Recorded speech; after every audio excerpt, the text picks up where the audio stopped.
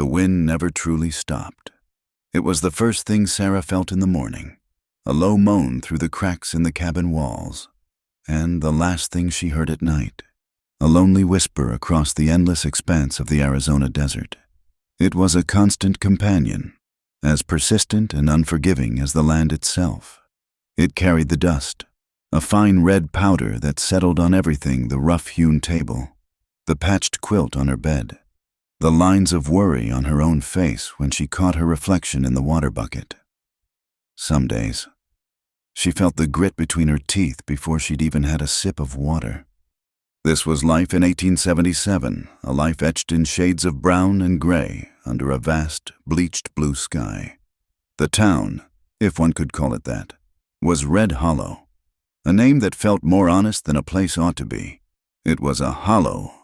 All right, a dip in the earth where a handful of weary souls had decided to stop fighting the emptiness and simply exist within it. A general store, a saloon whose doors were always swinging, a blacksmith shop that rang with the sound of reluctant progress, and a church with a steeple that looked like a lonely finger pointing to a heaven that felt very far away. Sarah's place was a few miles out from the hollow, a small ranch that her husband, Jacob, had called their future. He'd seen promise in the stubborn soil, life in the trickle of the creek that ran dry half the year. He'd had a way of looking at the horizon, not as an ending, but as a beginning. Now, the horizon was just the place where the punishing sun met the parched earth, and Jacob was gone. 6 months. It felt like a lifetime and no time at all. One day he was there, his laugh filling the small cabin, his hands, calloused and strong, fixing the fence. The next, a man from the railroad company, his face a mask of practiced sympathy, stood at her door talking about a train, a holdup, and a stray bullet. They'd given her a box with his pocket watch and a letter he'd been writing to her but hadn't finished. The watch didn't tick anymore. At 23, Sarah was a widow, but she was not alone. The weight of her solitude was paradoxically shared with 2 small heartbeats that depended on her for everything. Thomas, who at 9 years old tried to stand taller than he was, his face a serious imitation of his older brother's, and Emily, who at 6 still had the kind of innocence that could break a heart, who would ask in a small voice if Jacob was still building their big house in heaven. They were Jacob's siblings, not her children, a distinction that mattered to the law but not to the heart. Their parents had been taken by fever 2 winters back, leaving Jacob to raise them. Now, that duty, that love, had fallen to her. They were the last living pieces of him she had left, and they were the reason she hadn't let the grief swallow her whole. Her days were a rhythm of survival. She rose before the sun painted the eastern mountains in pale, bruised colors. The floorboards were cold against her bare feet as she moved silently, careful not to wake the children sleeping in the small loft above. First, the fire, then the water. She'd carry the 2 heavy buckets from the well, her shoulders aching with a familiar burn. The water level was lower than it was last week. It was always lower. Breakfast was whatever they had, cornmeal mush, sometimes with a dab of molasses if she'd had a good trade at the general store. She'd watch the children eat, their small faces serious with the task of filling their bellies. Tom would try to help, his small hands fumbling with the firewood or the chicken feed. He was trying to be the man of the house, and the effort in his eyes was so fierce and so futile it made her chest ache. He'd ask questions about the ranch, about the cattle, his voice low and important. The north fence is looking weak. Sarah, I saw a coyote track near there yesterday. She'd nod, treating his concern with the gravity he felt it deserved. I'll take a look after chores. Tom, thank you for keeping an eye out. Emily was quieter. She'd sit and draw patterns in the dust on the floor with her finger, humming a little tune Jacob had taught her. Sometimes she'd look up at Sarah, her big blue eyes full of questions she didn't know how to ask.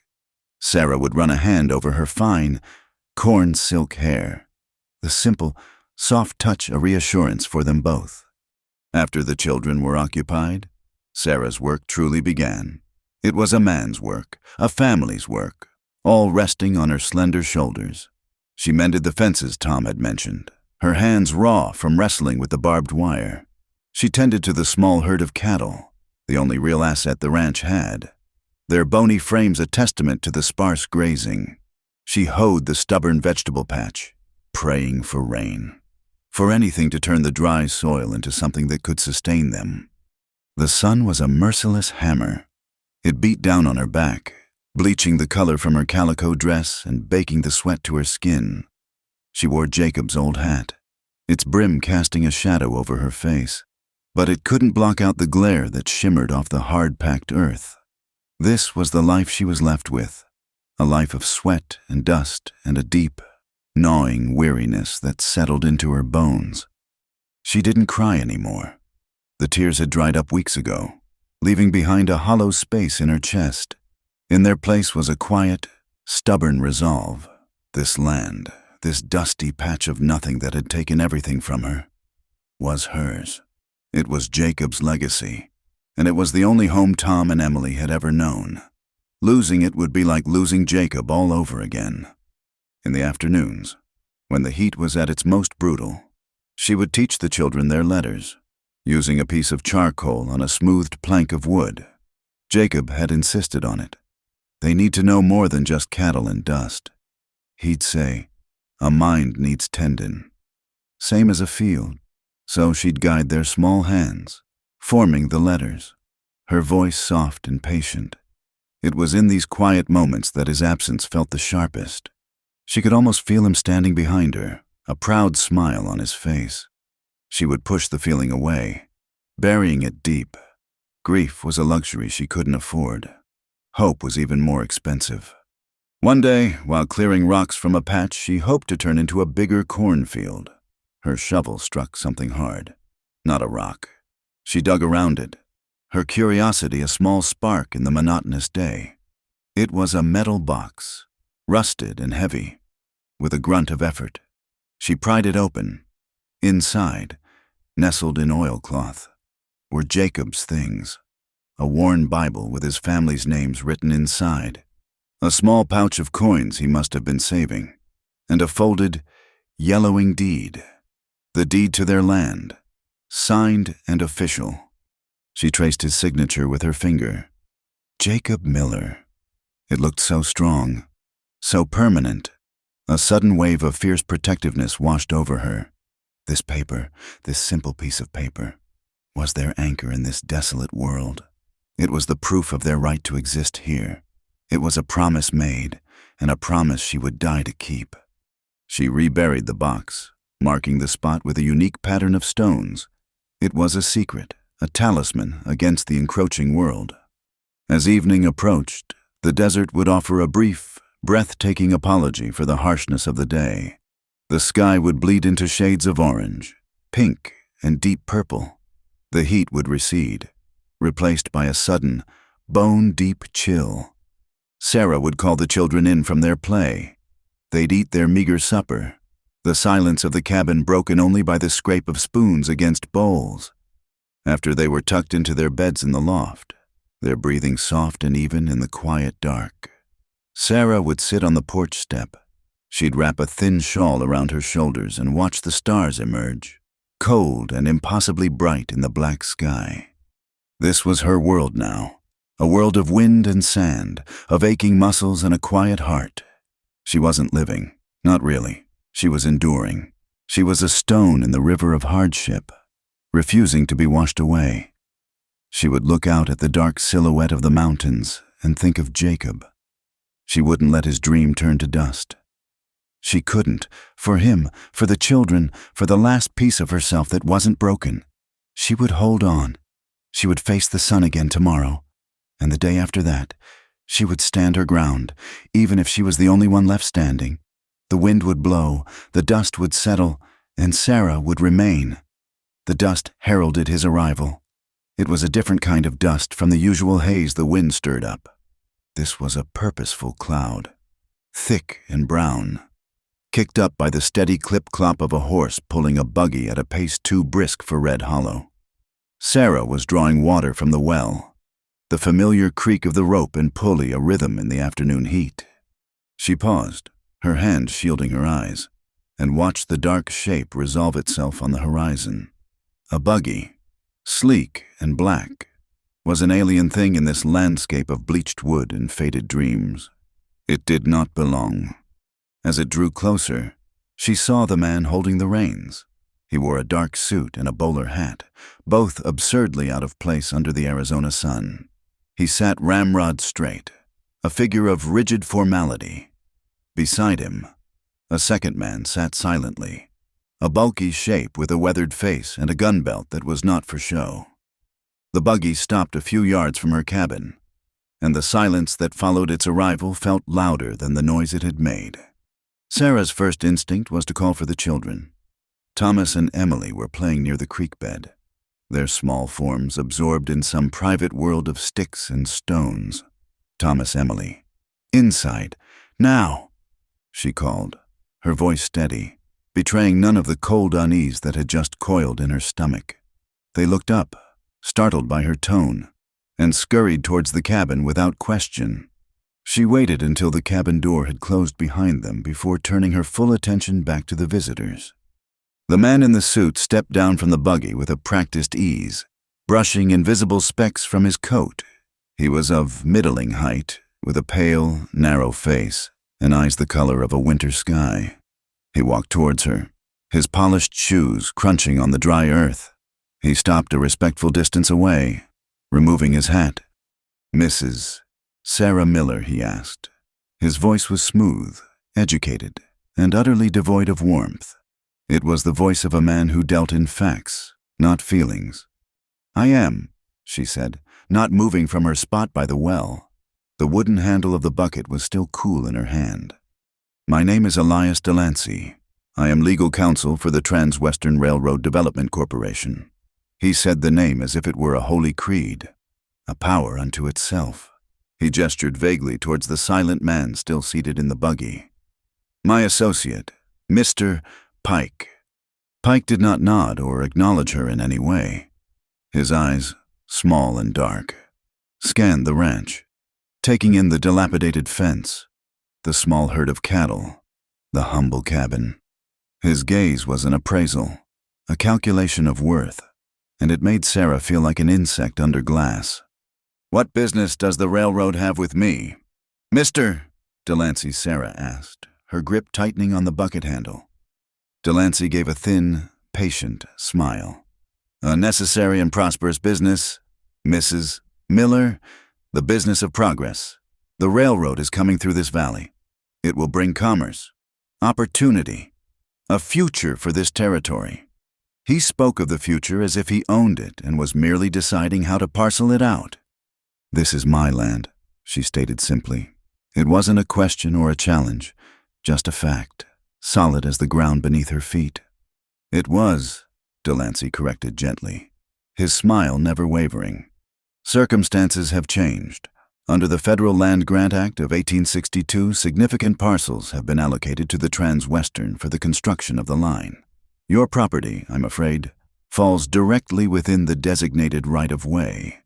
He reached into his coat and produced a sheaf of papers, folded neatly. He held them out to her. She did not take them. She looked from the papers to his face. "I have a deed, signed and recorded. It was my husband's." For the first time, a flicker of something annoyance perhaps crossed Delancey's features. "Ah, yes, the late Mr. Miller. A tragedy, I'm told, but a local deed, Mrs.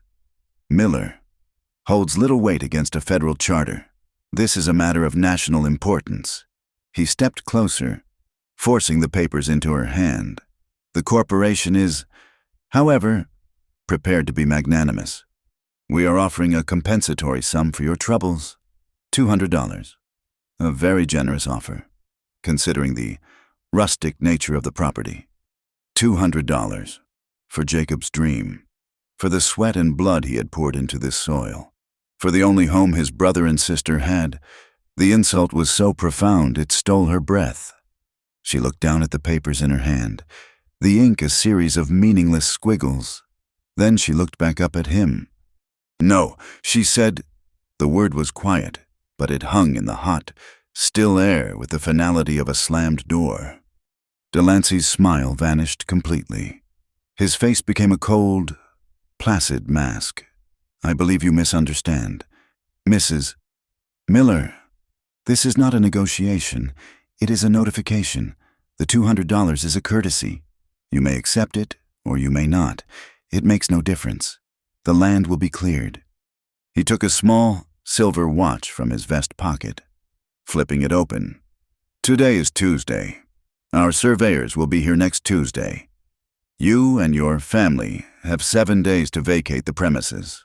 All structures will be removed to make way for the grading crews." He snapped the watch shut and tucked it away. Sarah's hand, the one not holding the papers, curled into a tight fist at her side, the nails digging into her palm. She could feel the blood pounding in her ears. The dry wind picked up, whipping a strand of hair across her face, but she didn't move, didn't even blink. She just stared at him, her silence a wall against his condescending pronouncements. "And if I don't leave?" she asked, her voice barely a whisper. Delancey sighed, a sound of profound weariness, as if dealing with a stubborn child. "Then, Mrs. Miller, you will be forcibly removed. The law is quite clear on matters of eminent domain. Any possessions left on the property will be considered forfeit. I do hope it doesn't come to that. It would be unpleasant for you." He glanced towards the cabin, where the faces of Thomas and Emily were small, pale circles pressed against the window pane. The implication was clear. He tipped his hat, the gesture a mockery of politeness. 7 days, Mrs. Miller, I bid you good day." He turned and walked back to the buggy, his footsteps crisp and decisive. Pike hadn't moved a muscle the entire time. The buggy turned in a wide, slow circle, and then it was gone, leaving only the settling dust and a profound, ringing silence. Sarah stood there for a long time, the papers still clutched in her hand. They felt both heavy and worthless. Finally, her legs unlocked and she walked on unsteady feet back to the cabin. The children met her at the door, their eyes wide with fear. "Who was that man?" Sarah Thomas asked, his voice trembling slightly. "Just a man about business," she said, forcing her voice to be calm. "It's nothing to worry about." But they knew she was lying. Children always knew. The next morning, she hitched their old mule to the buckboard and made the trip into Red Hollow. The town looked the same as always, dusty and tired. But today it felt different. It felt smaller, more fragile. She tied the mule in front of the general store and went inside, the little bell above the door announcing her arrival. Mr. Henderson, the proprietor, a kind, balding man who had always had a piece of candy for the children when Jacob was alive, was behind the counter. He smiled when he saw her, but the smile faltered when he saw the look on her face. She laid the papers from Delancey on the counter, alongside the deed she had dug up from its hiding place. "Mr. Henderson, you know about the law. You read things. What is this?" He picked up the papers, his brow furrowing as he read. His face grew pale. He put them down as if they were hot to the touch. He looked at her deed, then back at the railroad's documents. He wouldn't meet her eyes. "Sarah, this is the railroad," he said, his voice low, almost a whisper. He glanced around the empty store, as if the walls might be listening. "Delancey's been in town for a week. He's staying at the saloon, he and his men." "But this is my land," she insisted, tapping her finger on Jacob's deed. "It's right here." "I know, child, I know," he said, his voice full of pity, which was worse than anything else. "But Delancey's got federal papers. He's got money, and he's got guns. You can't fight that." A cold knot of despair tightened in her chest. "Someone has to. The sheriff." Henderson shook his head slowly. "Sheriff Brody, he's a good man, but he's one man. Delancey has a dozen men on his payroll. They say Brody won't risk a war he can't win, not for one small ranch." She left the store feeling colder than she had on the bitterest winter day. Her hope, a small and flickering candle, was beginning to gutter, but she had to try. She walked down the dusty street to the small building with the word Sheriff painted unevenly on the front. Sheriff Brody was a tall, weary-looking man with a drooping mustache and eyes that had seen too much trouble. He listened patiently as she told her story, his gaze fixed on a crack in the wall behind her. He examined her deed. Then Delancey's papers, his expression unchanging. "He gave you 7 days, Brody asked, handing the papers back. "Yes." "And he offered you $200. "I don't want his money. I want my land." The sheriff sighed. A long, rattling sound. He stood up and walked to the window, looking out at the empty street. "Mrs. Miller, I understand your position. I truly do. But my hands are tied. This is a corporate dispute backed by a federal charter. It's out of my jurisdiction. If Mr. Delancey or his men were to break a local law, cause a public disturbance. Steal a horse, I could act. But this is legal. It may not be right, but it is legal." "So you're just going to let him take it?" she asked, her voice shaking with a mixture of anger and disbelief. "I'm advising you to take the money, Mrs. Miller," he said, his back still to her.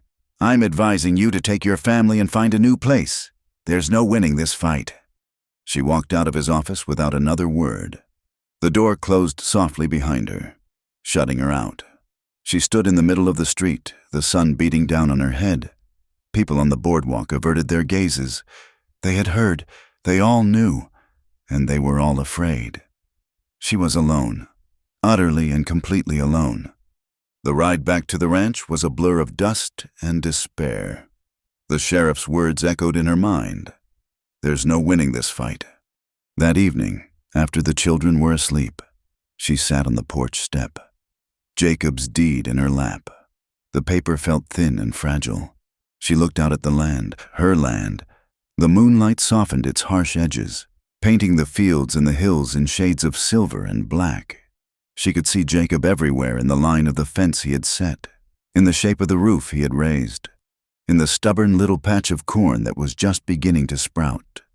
The world Delancey came from, a world of papers and laws she didn't understand, was trying to erase him, to erase their life. They saw this place as an empty space on a map, an obstacle to be removed. They didn't see the sweat, the hope, the love that had been poured into it. Her hand, which had been resting on the deed, slowly curled into a fist. A deep, quiet anger, cold and hard as iron, began to form in the hollow space where her tears used to be. The law wouldn't help her. The town wouldn't help her. She had nothing but her own 2 hands and the memory of a promise. They thought she was a grieving widow, a helpless woman, an easy mark. They thought she would run. She looked up at the cold, distant stars. The wind moaned around the corners of the cabin, a lonely, mournful sound. But for the first time, it didn't sound like a lament. It sounded like a warning. She would not run. This was her ground. And if they wanted it, they would have to take it from her. The fight wasn't over. It had just begun. The 7 days Mr. Delancey had granted her began to shrink. They were no longer days, but increments of time measured by the relentless passage of the sun across the sky. Each sunrise was a stark reminder of one less day of ownership. Each sunset a harbinger of the approaching end. The anger that had solidified in her heart on the day of his visit had not faded, but it was now overlaid with a thick, suffocating blanket of dread. It was one thing to decide to fight. It was another to know how. She went about her chores with a mechanical precision, her body moving while her mind raced in frantic, useless circles. She felt watched, even in the vast emptiness of her own land. Every gust of wind sounded like hoofbeats. Every shadow seemed to hold the shape of a man. The world had become a hostile place, and her small ranch, once a sanctuary, now felt like a trap. The children felt it too. They stayed closer to the cabin, their games quieter, their laughter less frequent. Thomas had taken to carrying a thick stick with him everywhere, a small, defiant guardian against a threat he couldn't name. On the third day, the heat was a physical weight. The air was still and thick, promising a thunderstorm that never came. The trickle of water in the creek bed behind the ranch was lower than ever, a muddy, shallow ribbon that seemed to be giving up. Sarah had gone there not for water, but for a moment's quiet. The cabin felt too small, too full of her own anxieties. She needed to feel the sun on her skin, to look at something that wasn't a wall.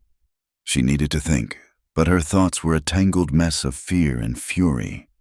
That was when she saw him. He was downstream, where a small cluster of cottonwoods offered a patch of meager shade.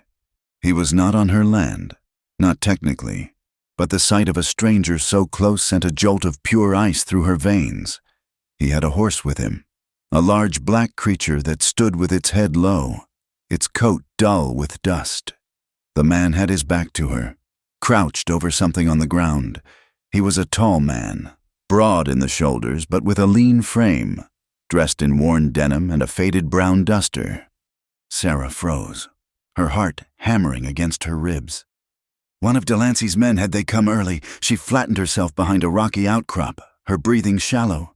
She watched him for a long, silent minute. He wasn't looking for anything.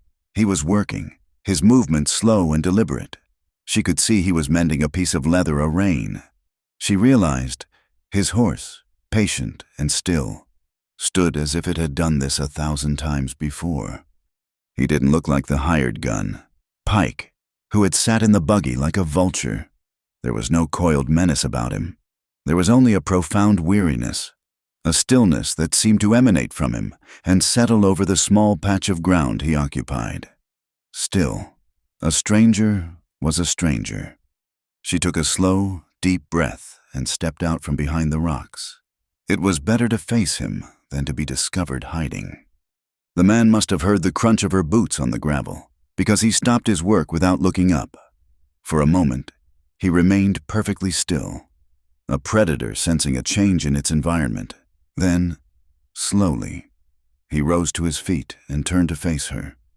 The outline had called him old, but that wasn't the right word. He was weathered. Time and hardship had carved their stories onto his face. His hair and beard were thick with gray, but his eyes, set deep beneath a heavy brow, were a surprisingly clear, pale blue. They were the eyes of a man who had seen the world and was no longer impressed by it. He held the broken rein in one hand, a small knife in the other. He made no move to put either down, nor to reach for the pistol holstered low on his hip. He simply watched her, his expression unreadable. The silence stretched, broken only by the buzz of insects and the soft sigh of the wind. "This is private property," Sarah said finally. Her voice came out stronger than she expected, a thin line of defiance against the vast, empty landscape. The man's gaze flickered from her face to the cabin in the distance, then back again. "Rain busted," he said. His voice was a low rasp, like stones grinding together. "Horse needed water." He nodded towards the creek, then towards the big black gelding. "Name's Cole." He didn't apologize. He didn't make excuses. He just stated the facts. Sarah found herself looking at his hands.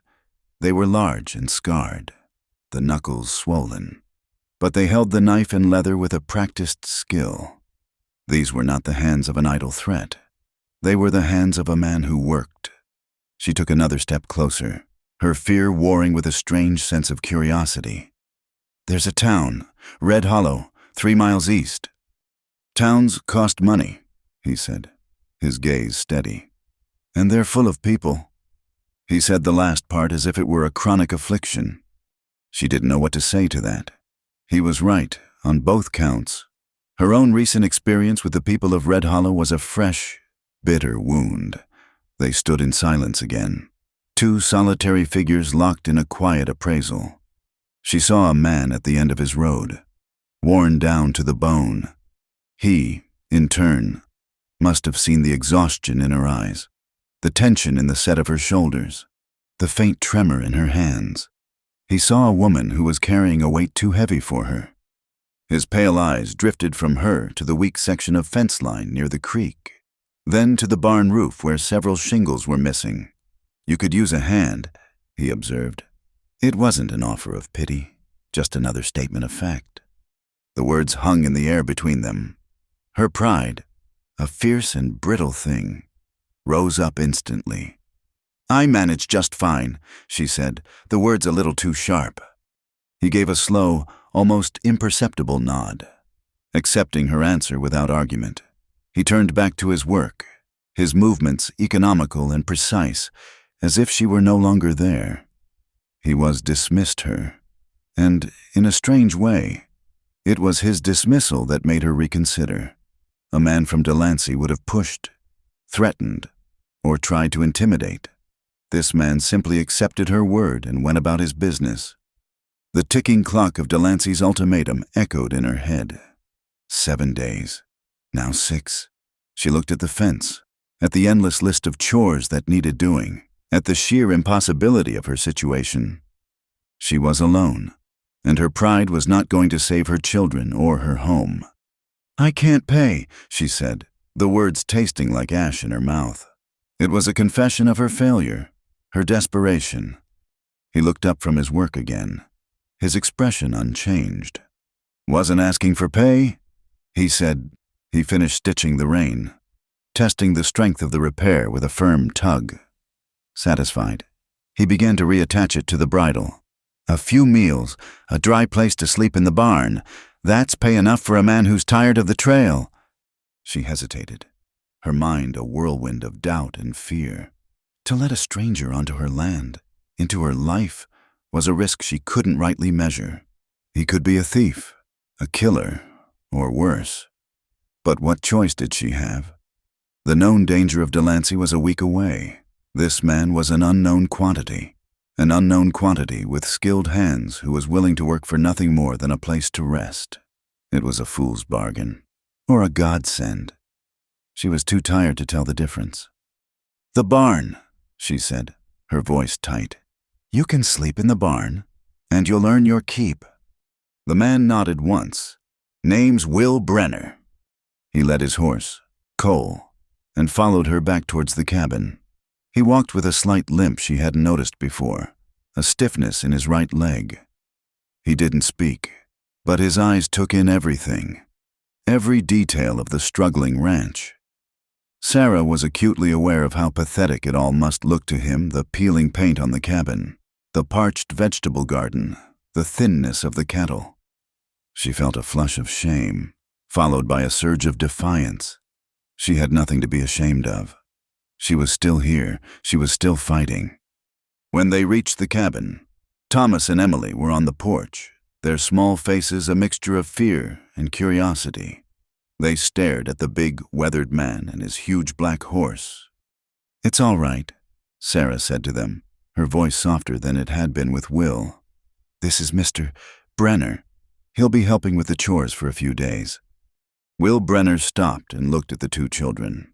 He didn't smile or offer a friendly word. He just looked at them, his pale eyes seeming to take their measure. Then he gave a short, formal nod, first to Thomas, then to Emily, as if they were adults he was meeting for the first time. Thomas, surprised by the gesture, stood up a little straighter. "You can put your horse in the barn," Sarah said, pointing. "There's hay. The well is over there." He led Cole away without another word. Sarah watched him go, a knot of uncertainty tightening in her stomach. What had she just done? That evening, the four of them sat at the small wooden table in the cabin. The meal was meager beans and cornbread, but it was hot. Will ate in silence, his movements slow and methodical. He ate like a man who knew what real hunger was, wasting nothing. The children kept stealing glances at him, their initial fear giving way to a cautious fascination. He seemed to take no notice of them. He was a block of silent, weary existence at her table. The quiet was different from their usual silence. Before, it had been the silence of grief and worry. Now, it was the silence of a stranger's presence, an unknown element that had changed the very air in the room. After the meal, Will stood up. "Much obliged, ma'am," he said, nodding to her. He picked up his plate and scraped it clean, then looked at her as if waiting for instructions. "You can leave it," she said quickly. "The barn. There are some empty stalls." He nodded again and left, disappearing into the twilight. Sarah watched him go from the doorway. He didn't look back. She closed the door, sliding the heavy wooden bolt into place. The sound loud in the sudden emptiness of the cabin. She had a hired hand, a stranger sleeping in her barn, and she was more afraid than ever. Will Brenner rose with the sun. Sarah heard the faint creak of the barn door long before the first light had touched her own window. When she went out to the well, he was already at work on the northern fence line, the one Thomas had worried over. He had found Jacob's old tools in the barn and was methodically replacing a rotten post, his movements efficient and certain. He didn't seem to require direction or supervision. He saw what needed doing and did it. A strange and unsettling sense of relief washed over her, followed immediately by a wave of suspicion. It felt too easy. Men like this, men who drifted from place to place, didn't work for free. Every instinct for self-preservation she had honed over the past 6 months screamed at her to be wary. Yet, as she watched him work, his back strong and steady, she couldn't deny the small comfort that came from seeing a task being done that she hadn't had the strength or time to tackle herself. At breakfast, he was as silent as the night before. He accepted the plate of oatmeal she offered with a quiet nod and ate without a word. Thomas, however, couldn't contain his curiosity. He sat across from Will, his chin barely clearing the table, and watched him with wide, serious eyes. "That post was rotted clear through," Thomas said, his voice a little too loud in the quiet cabin. "I told Sarah. Coyotes could get in." Will finished a spoonful of oatmeal before he looked at the boy. His gaze wasn't condescending. It was level, as if he were speaking to another man. "You were right," he said. "Good eye." Thomas puffed out his chest, a faint flush of pride on his cheeks. He had been seen. He had been validated. From that moment on, the boy became Will's shadow. He followed him out to the fence line, carrying nails in his pockets or handing him tools. Will didn't shoo him away. He didn't talk much, but he would occasionally show the boy how to hold a hammer correctly, how to brace a post before driving it into the hard earth. He taught him with his hands, not with his words. Emily remained cautious. She would watch him from the safety of the porch, a silent, tiny observer. One afternoon, while Will was replacing shingles on the barn roof, something small dropped from his perch and landed in the dust near her feet. It was a piece of scrap wood, but he had whittled it into the rough shape of a horse. It was simple, barely more than a suggestion of the animal, yet it was unmistakable. Emily looked up at the man on the roof, but he was already back at his work, his face turned away. She tentatively picked up the little wooden horse, her small fingers tracing its form, and clutched it tightly in her hand. Sarah watched all of this from a distance, her feelings a tangled knot of gratitude and fear. This man was slowly, silently, embedding himself into the fabric of their lives. He was patching the holes in their ranch and, perhaps, in their small, broken family. But he was still a stranger, a man with no past and an unknown future. His presence was a comfort, but it was also a constant, low-grade hum of anxiety. The 5th day since Delancey's visit came and went. The deadline was drawing closer, a shadow stretching long over their lives. The day had been relentlessly hot, the sun a white fire in a cloudless sky. Will had worked from dawn till dusk, his shirt soaked through, his face caked with a mixture of sweat and dust. He had not only finished the fence, but had also cleared a stubborn patch of mesquite that had been encroaching on the pasture. It was the work of 3 men, done by one. As the sun finally began to dip below the horizon, painting the sky in fiery strokes, Sarah saw him at the water pump near the barn. He had stripped off his shirt and was sluicing cold water over his head and shoulders, the muscles in his back and arms cording with the effort. He was lean, but there was a sinewy strength to him, the kind that comes from a life of hard labor, not from youth. She had come out to throw some vegetable scraps to the chickens, and she stopped dead when she saw his back. It was a roadmap of a hard life. Old scars, faded and white, crisscrossed his sun-darkened skin. But it was one mark, high on his left shoulder blade, that held her gaze. It wasn't a line. It was a puckered, ugly circle, the skin shiny and indented. An old bullet wound. It was the kind of wound a man got when he was running away, when his back was turned. He must have felt her eyes on him, because he straightened up slowly, the water dripping from his hair and beard. He didn't turn around immediately.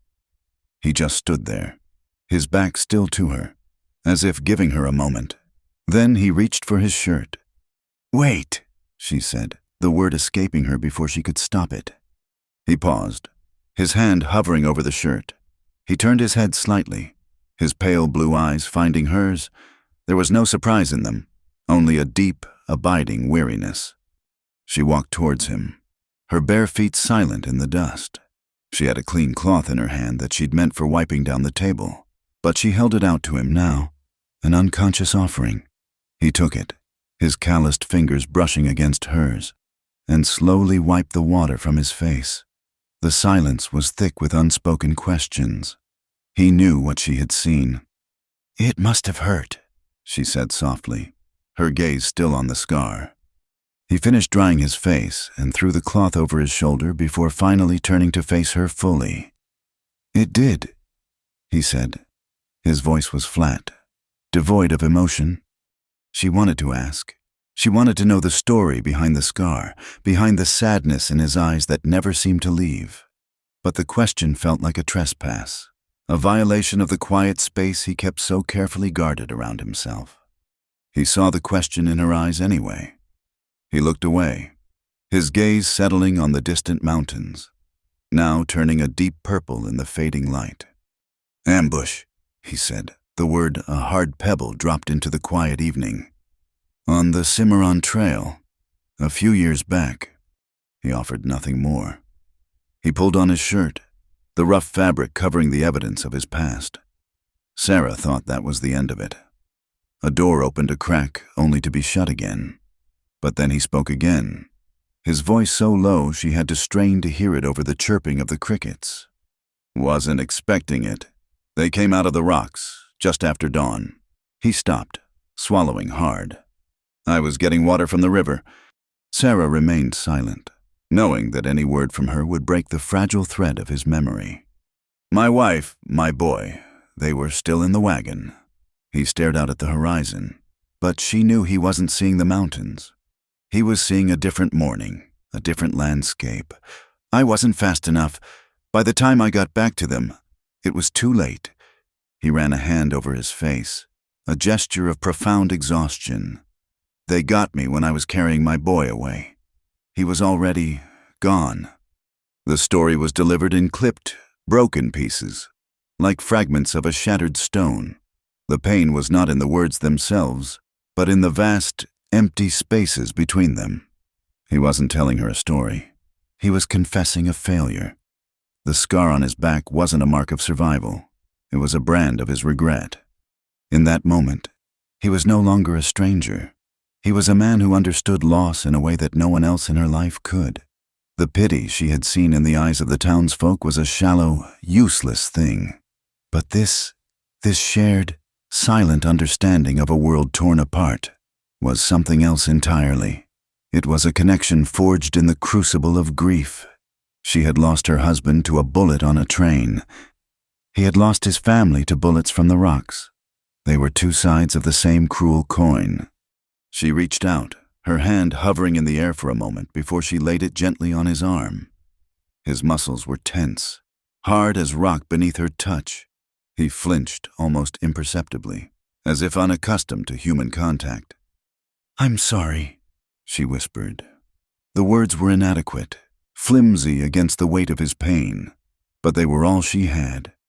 He looked down at her hand on his arm, then up at her face. For the first time, she saw something flicker in his pale eyes, a crack in the wall of his weary indifference. It was a glimmer of shared humanity, a recognition of her own pain reflected in his. He gave a single, slow nod.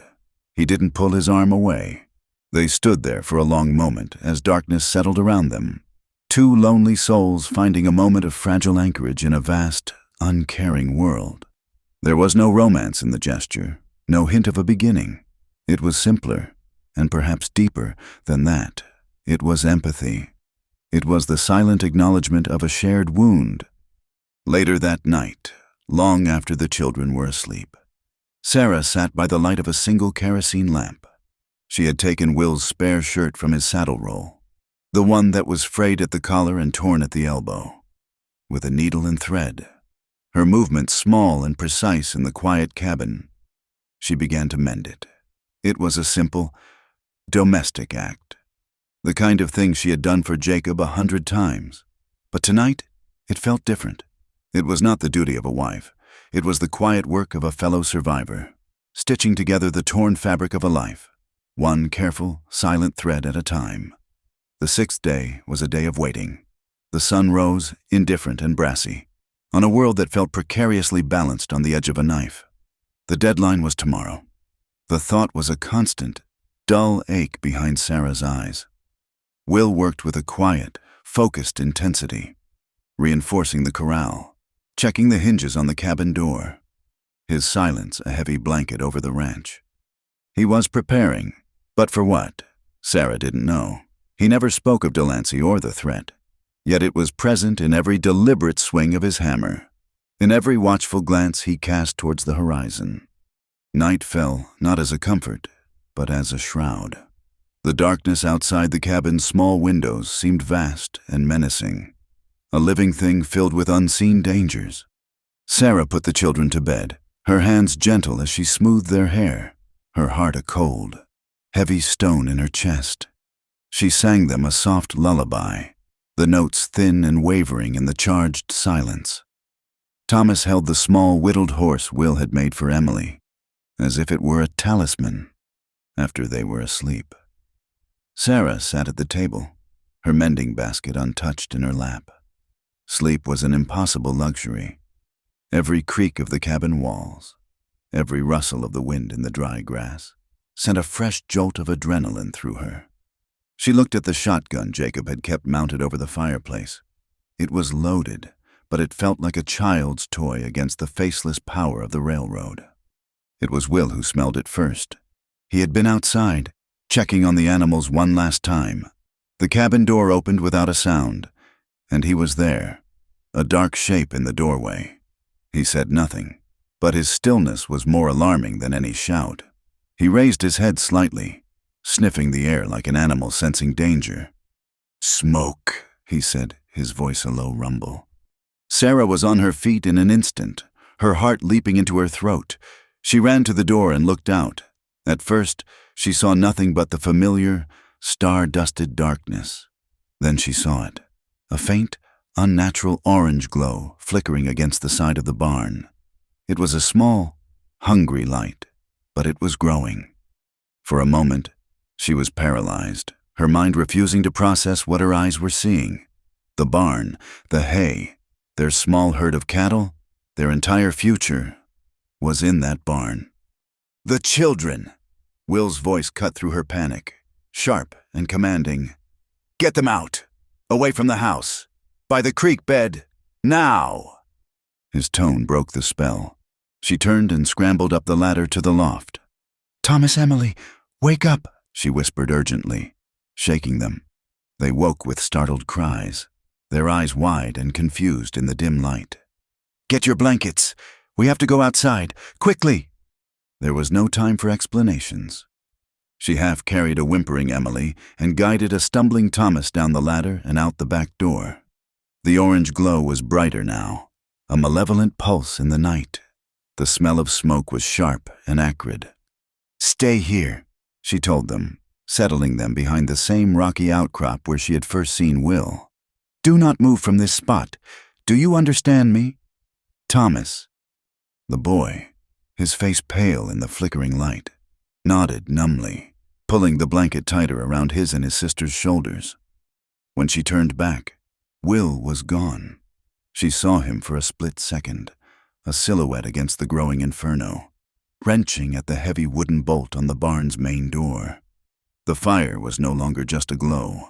It was a living, breathing monster.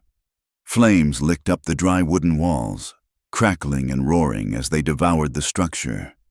A wave of black, suffocating smoke billowed out as Will finally heaved the doors open. The terrified, guttural bellows of the cattle inside were a sound of pure agony. Sarah's hands flew to her mouth, a scream dying in her throat. It was a trap. They were going to be roasted alive. But Will plunged into the smoke-filled doorway without hesitation. He disappeared into the fiery chaos. Sarah's world narrowed to that single, horrifying point. The man who had drifted into her life was now inside a burning building. All for a handful of cattle that weren't his.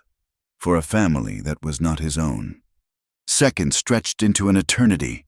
The roar of the fire was deafening. Then, out of the churning smoke, the first of the cattle stumbled out, its eyes rolling in terror. Then another, and another. A frantic, stumbling stampede of panic. They scattered into the night, their bellows echoing across the valley. Will emerged behind them, his face black with soot, his body hunched as he drove the last of the terrified animals out. He was slapping their rumps, shouting hoarsely, his voice lost in the din. He shoved a final, stubborn calf through the doorway just as a section of the hayloft above groaned, shuddered, and collapsed in a shower of sparks and flaming timbers. Will threw himself to the side, rolling in the dust as the structure came down. The main roof held for a moment longer, a skeleton of black timbers against the orange sky. And then it, too, gave way, crashing inwards with a final, deafening roar that sent a column of fire and embers soaring into the night sky. And then there was a different kind of quiet. The roar of the blaze was replaced by the steady, hungry crackle of what was left. The barn, Jacob's barn, was gone. It was a funeral pyre in the middle of their land, a stark and brutal message from Delancey. Sarah ran towards him, her feet stumbling over the uneven ground. "Will!" He was already on his feet, beating at a patch of smoldering fabric on his sleeve. He looked up as she approached, his pale eyes eerily bright in his soot-blackened face. "They're all out," he rasped, his voice raw from the smoke. "Scattered, but they're alive." He turned and looked at the fire, at the ruin of the barn. There was no victory in his expression, only a grim, bone-deep weariness. This was the language he understood, the language of violence and loss. It was only then, in the flickering, hellish light of the dying fire, that she saw it. His left forearm, where he had thrown it up to shield his face from the collapsing loft, was raw and red. A long, angry burn marred his skin, and a deep gash from a splintered, burning piece of wood oozed blood through the soot. He saw her looking and instinctively tried to pull his sleeve down, a gesture of concealment that was as ingrained as his limp. "You're hurt," she said, her voice trembling. "It's nothing," he said gruffly, turning away from her as if to dismiss the injury, to dismiss her concern. But she would not be dismissed. "No," she said, her voice firm, cutting through his defenses. "Come to the house." He hesitated for a moment, then gave a slow, reluctant nod. He was swaying slightly on his feet. She led him back to the cabin. The children were huddled where she had left them, their faces streaked with tears as they stared at the fire. "It's all right," she said, her voice shaking but calm. "We're safe. Stay here just a little longer." Inside the cabin, the air was still and clean. The quiet felt surreal after the chaos outside. She lit another lamp, the soft yellow light pushing back the shadows. She pointed to a chair at the table. "Sit." For once, he did as he was told. Sinking into the chair with a heavy sigh, he looked out of place, a creature of smoke and violence brought into her small, orderly world. She went to the water bucket and poured fresh, cool water into a basin. She found a clean cloth, one of her good linen towels, and without a second thought, she tore a long strip from it. She came back to the table and set the basin down. He had his injured arm resting on the tabletop, his hand clenched into a fist. She gently took his wrist, her touch hesitant. "Let me see." "Me." He didn't resist. He opened his hand, uncurling his fingers slowly. The burn was worse than she'd thought, angry and blistered.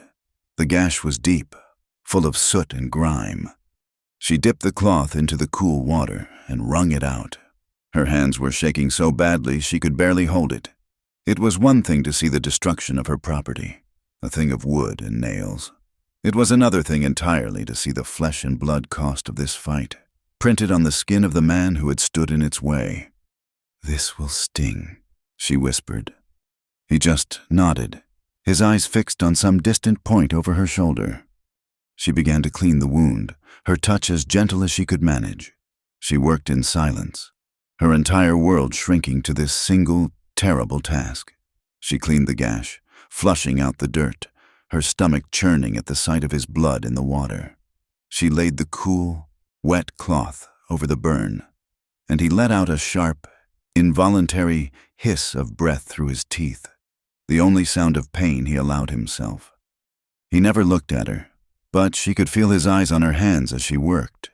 He was unnaturally still, enduring her touch with a stoicism that was more heartbreaking than any outcry. She could feel the heat radiating from his skin, smell the smoke that clung to him like a second skin. This was an intimacy far deeper than any she had ever known. It was not born of affection or love, but of shared crisis, of violence and survival. In the quiet of the lamplit cabin, with the smell of ruin in the air, she was tending to the wounds he had received defending her life, her home. When she was done, she wrapped his arm tightly with another strip of clean linen. Her hands were steady now. The trembling had passed, replaced by a cold, quiet resolve. She finally raised her head and met his gaze. His pale eyes were watching her, and for the first time the weariness in them was joined by something else, a flicker of raw, unguarded emotion. It was not gratitude. It was something more fundamental. It was recognition. He saw her, not as a helpless widow, but as someone who, like him, would stand and face the fire. And in his eyes, she saw not a drifting stranger, but a man who had thrown himself in front of the flames for her. He had lost his own family because he hadn't been there. Tonight, he had been there for hers. No words were spoken, none were needed, no thanks were offered, no comfort given. There was only the silent, profound understanding that passed between them in the flickering light. A bond had been forged in the heart of the fire, a silent pact made in the face of shared destruction. He had saved a piece of her world, and she, in her own small way, was tending to his. The dawn that followed the fire was gray and silent, the air thick with a smell of wet ash and despair. The rising sun revealed the full extent of the devastation. Where the barn had stood was a blackened, skeletal ruin, its timbers still smoking faintly. It was more than the loss of a building. It was a violation, a gaping wound in the heart of their small world. Delancey's message had been delivered not with ink, but with fire. He had intended to break her, to fill her with a fear so profound that she would gather the children and flee into the desert with whatever she could carry. Sarah stood on the porch, a blanket wrapped around her shoulders, and looked at the ruin. The children were inside, finally asleep after a night of terror. Will was already out, his silhouette moving through the dawn mist, checking on the scattered, spooked cattle. She watched the black skeleton of the barn, and she felt the fear Delancey had intended for her. It was a cold, sick feeling in the pit of her stomach. But as she stood there, another emotion began to rise, pushing through the fear like a stubborn weed through hard-packed earth. It was anger, a cold, quiet, and absolute fury. The fire had not broken her. It had burned away the last of her hesitation, the last vestige of the grieving. Helpless widow. They thought they could scare her off her land. They had misjudged her. She would not run.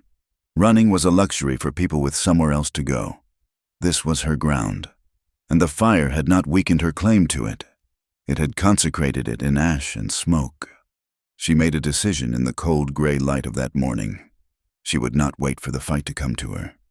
She would take it to them.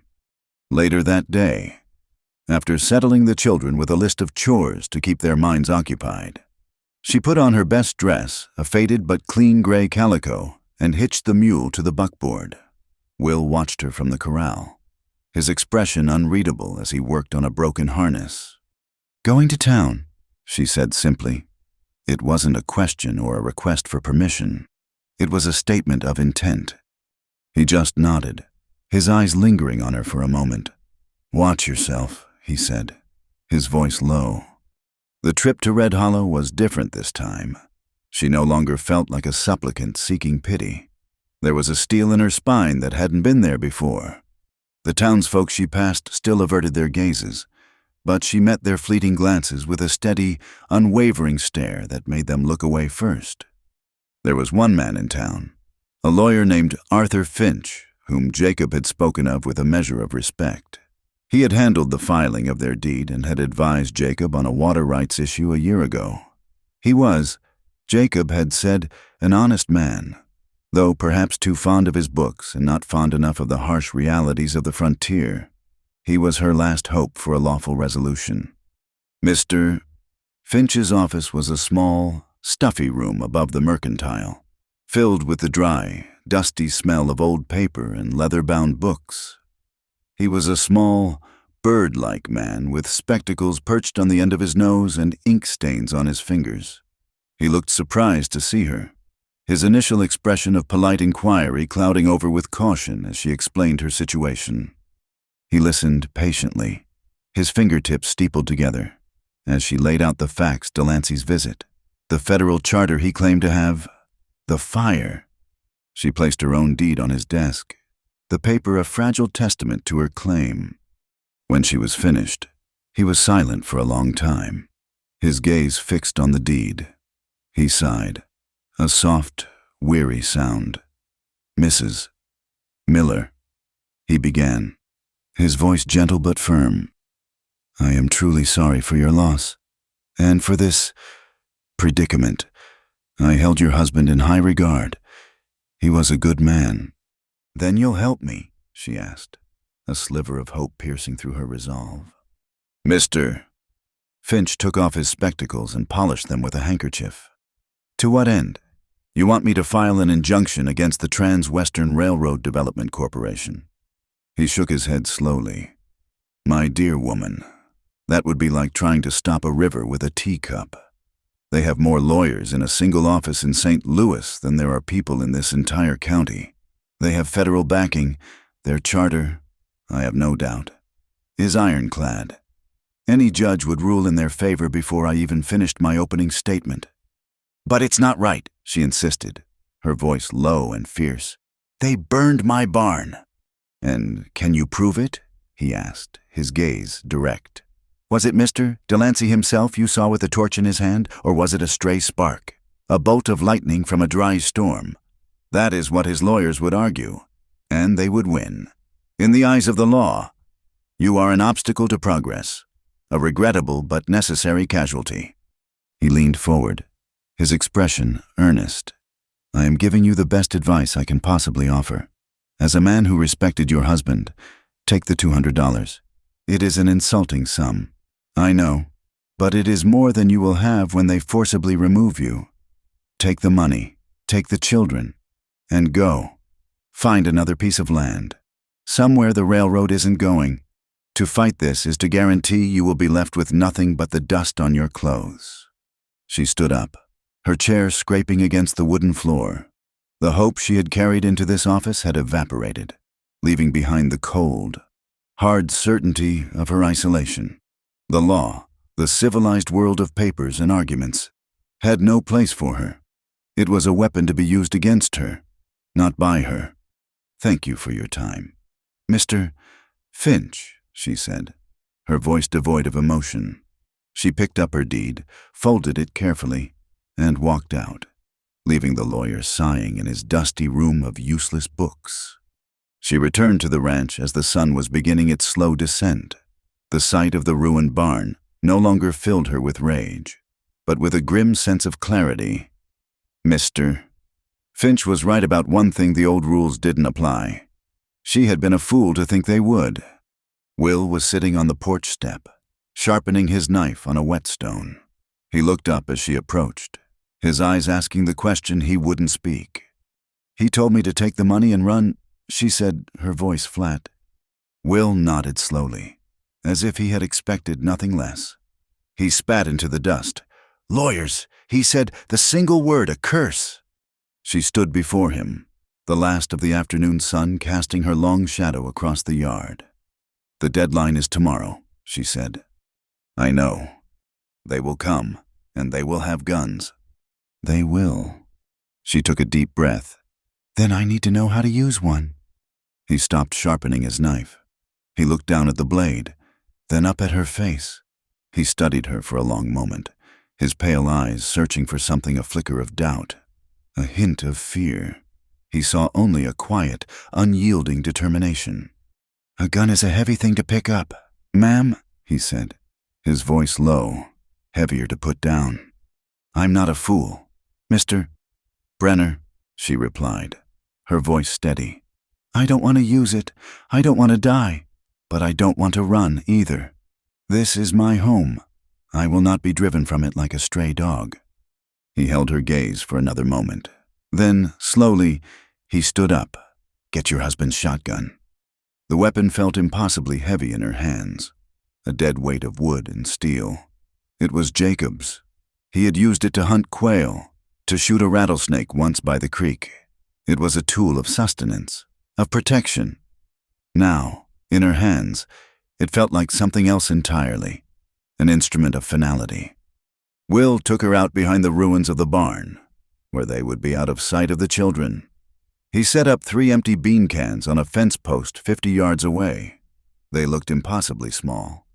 "First thing," he said, his voice all business, "is that this is not a toy. You respect it, or it will kill you or someone you care about. You never point it at anything you don't intend to shoot. Clear." "Clear," she said, her throat dry. He showed her how to break it open, how to load the shells, how to click it shut. His large, scarred hands moved with a familiar, practiced grace.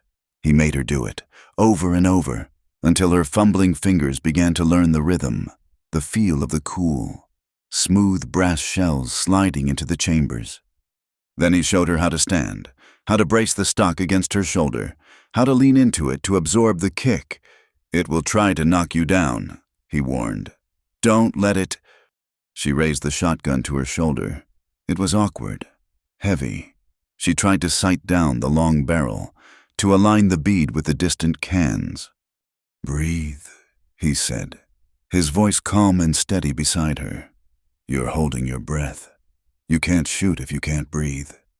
Let it out, slow and easy."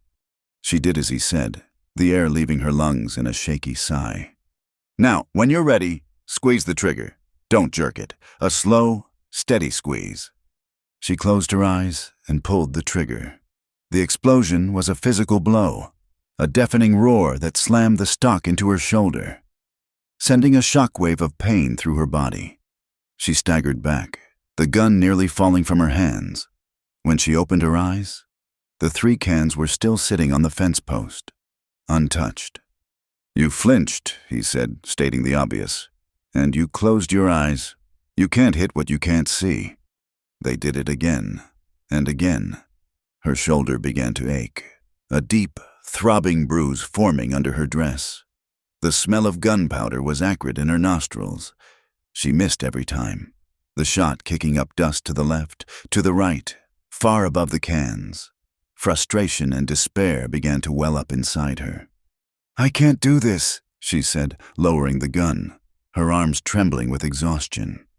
"You're thinking too much," he said. "You're thinking about Delancey. You're thinking about what happens if you miss. You're afraid of the noise, of the kick. You're letting the fear aim for you." He stepped closer. "Give it to me." She handed him the shotgun. He loaded it, raised it to his shoulder, and fired in one smooth, fluid motion. One of the cans leaped into the air and disappeared. He hadn't seemed to aim at all. He turned back to her. The only thing that matters is the front sight and the target, nothing else. Not the man coming at you, not the children in the house, not the noise in your head. The world gets real small and real quiet right before you shoot. You have to find that quiet place. The fear will still be there. You just don't let it hold the gun. She took the shotgun back, the warmth of his hands still on the wood. She loaded it, her movements surer this time. She raised it to her aching shoulder and took a deep breath. She looked down the barrel, at the small metal bead, and aligned it with the middle can. She let the noise of her own panicked thoughts fade away, focusing only on that small, distant object. She let her breath out slowly, and in the quiet space between breaths, she squeezed the trigger. The gun kicked. The roar was just as loud, but this time she was ready for it. She held her ground, and she saw it. The middle can cartwheeled off the fence post and vanished into the weeds. She lowered the gun, her heart pounding. It wasn't a feeling of triumph. It was a cold, grim satisfaction. She had done it. She had found the quiet place. They didn't speak on the walk back to the cabin. The trust between them had been forged in that quiet place, in the shared knowledge of what was to come. He had not just taught her how to shoot. He had taught her how to stand. He had given her the only tool that might save her, and in doing so, had trusted her with a power that he himself knew the terrible cost of. She, in turn, had placed her life, and the lives of her children, in the hands of this weary stranger. The sun had set, and the final day had begun. They were ready. The final day arrived not with a thunderclap, but with a suffocating silence. The air itself seemed to hold its breath. At sunrise, Sarah gathered the children in the cabin. Her voice was low and calm, a stark contrast to the frantic beating of her own heart. She gave them a hunk of bread and a canteen of water. "Today, you are going to play a game," she said, looking directly into Thomas's wide, serious eyes. "You are going to take your blankets and go deep into the creek bed, past the big cottonwood. You will find a place where the rocks make a little cave, and you will stay there. You will not make a sound, and you will not come out until I come and get you. Not for anything. This is the most important game you will ever play. Do you understand?" Thomas, wise beyond his 9 years, knew it was not a game. He saw the grim set of his sister-in-law's jaw, the fear she was trying so hard to hide. He simply nodded, his face pale, and took Emily's small hand in his. "We'll be quiet, Sarah," he promised. She watched them go, 2 small figures disappearing into the landscape, until she could see them no longer. The ranch felt unnervingly empty without them. The silence they left behind a heavy, hollow thing. Will was by the corral, his own pistol holstered on his hip, Jacob's shotgun leaning against the fence post beside him. He had spent the early morning walking the perimeter of the property, his gaze scanning the horizon. He was like a wolf sensing a rival pack, every nerve drawn taut. "They're gone," she said as she approached. "Good," he answered without turning. "Delancey won't send an army, not at first. He'll send 1 or 2 men, a probe, to see if the fire did its job." The day crawled by. The sun climbed the sky, a merciless white orb that baked the very air they breathed. Sarah went inside the cabin and sat at the table, the shotgun laid across it. She would pick it up, feel its weight, brace it against her shoulder, then set it down again. She practiced finding the quiet place Will had spoken of, but her mind was a hive of buzzing fears. Will remained outside, a silent, patient statue, never straying far from the front of the property, his presence both a comfort and a terrifying reminder of what was to come. He came in the late afternoon, when the shadows were beginning to stretch long and thin across the dust. He was a single rider, approaching not from the main track, but from the west, using the low hills as cover. Will saw him long before Sarah did. He simply appeared, a dark shape materializing out of the heat shimmer. "Inside," Will said to her, his voice a low command. "Bolt the door. Stay away from the window." She did as she was told, her hands trembling as she slid the heavy bolt home. She pressed her back against the door, her heart a frantic drum against her ribs. She could hear the slow, deliberate clip-clop of the horse's hooves growing louder. It stopped directly in front of the cabin. The silence that followed was the loudest sound she had ever heard. A sharp, authoritative knock came at the door. "Mrs. Miller." The voice was unfamiliar, flat and hard as a slab of rock. "I have papers for you to sign, a final courtesy from Mr. Delancey." Sarah didn't answer. She held her breath, praying he would go away. "I know you're in there," the voice continued, laced with a chilling amusement. "I can make this easy, or I can make it hard. The choice is yours, but either way, I'm not leaving without a signature." A moment later, there was a loud crash. The man had kicked the door, the wood groaning in protest. Another kick, and the bolt splintered, the door flying open and slamming against the interior wall. The man who stood in the doorway was not large, but he was made of straight lines and hard angles. He had a long, narrow face with a scar that cut through one eyebrow, and his eyes were the color of a dead fire. He wore 2 pistols, their handles worn smooth. He took in the scene at a glance, the single woman, the shotgun on the table, the terror in her eyes. He smiled, a humorless stretching of his thin lips. "That's the hard way, then?" He stepped inside, his spurs ringing softly on the floorboards. Sarah scrambled back, her hand reaching for the shotgun. She was too slow. He crossed the room in 2 long strides, and his hand clamped around her wrist, his grip like iron. He twisted, and she cried out in pain, the shotgun clattering to the floor. "We don't need that," he said, his voice a low rasp. He shoved her hard, and she stumbled, falling to her knees. He kicked the shotgun under the table, out of her reach. He pulled a folded document from his coat pocket, the same kind Delancey had given her, along with a small inkwell and a pen. He dropped them on the table. "Pick up the pen, Mrs. Miller." She stared at him from the floor, her mind a white-hot blank of terror. "No," she whispered. His face darkened.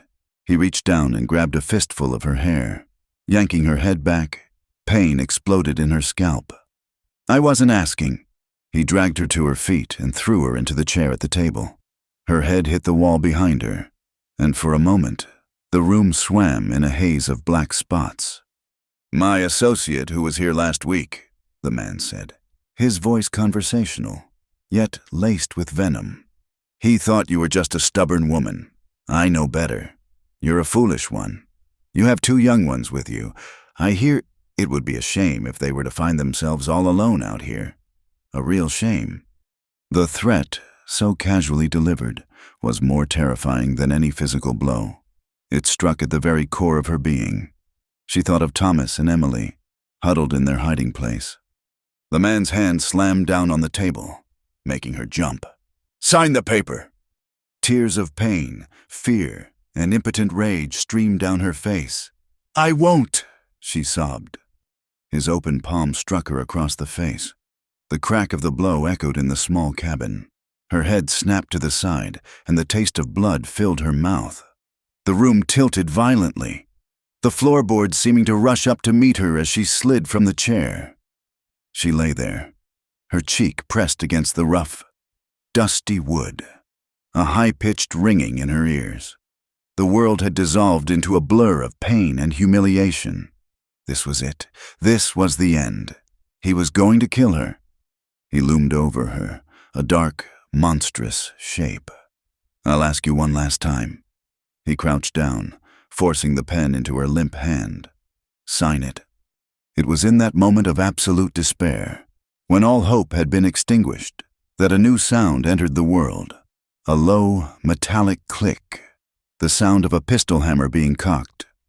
The man above her froze, his head snapped up, his eyes darting towards the open doorway. Sarah, through her swimming vision, saw him too.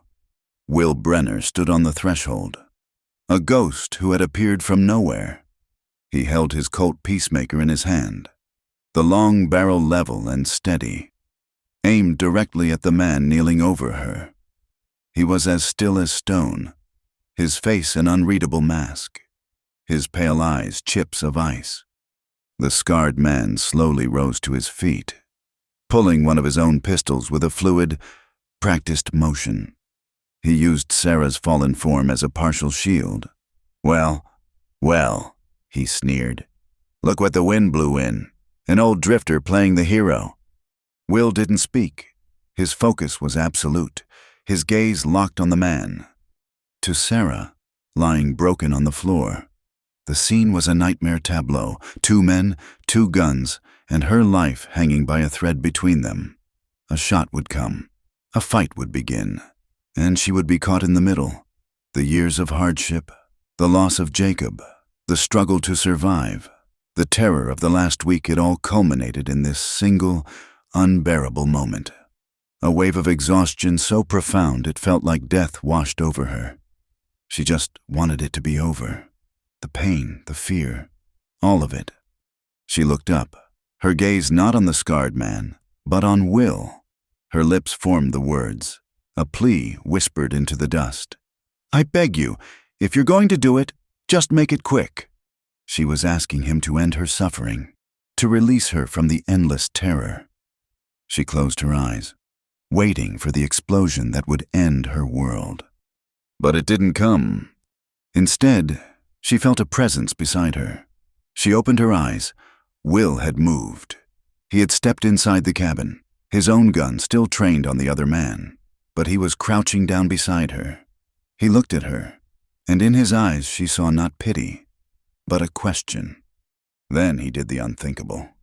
Slowly, deliberately, he extended his other hand. In it, he held his own pistol, but he was holding it out to her.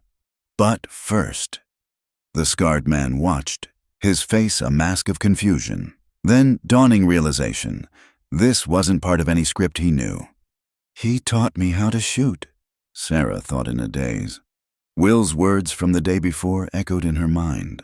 The world gets real small and real quiet. You have to find that quiet place. Her trembling hand reached out and took the gun. The weight of it was immense. A solid, terrible reality in her palm. It was warm from his body. Her fingers wrapped around the smooth wooden grip. Will's eyes held hers. He gave a single, almost imperceptible nod.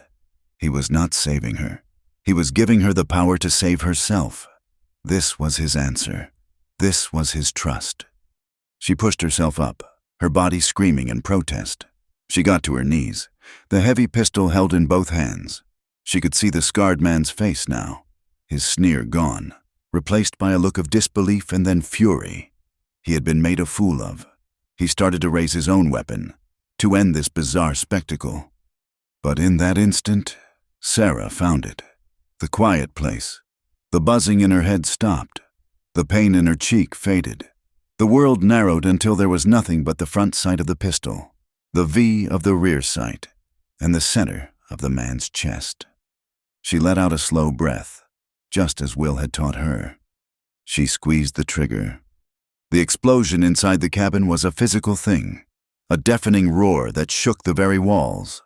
The gun bucked in her hands, the recoil jarring her to the bone. The smell of sulfur and burnt powder filled the air.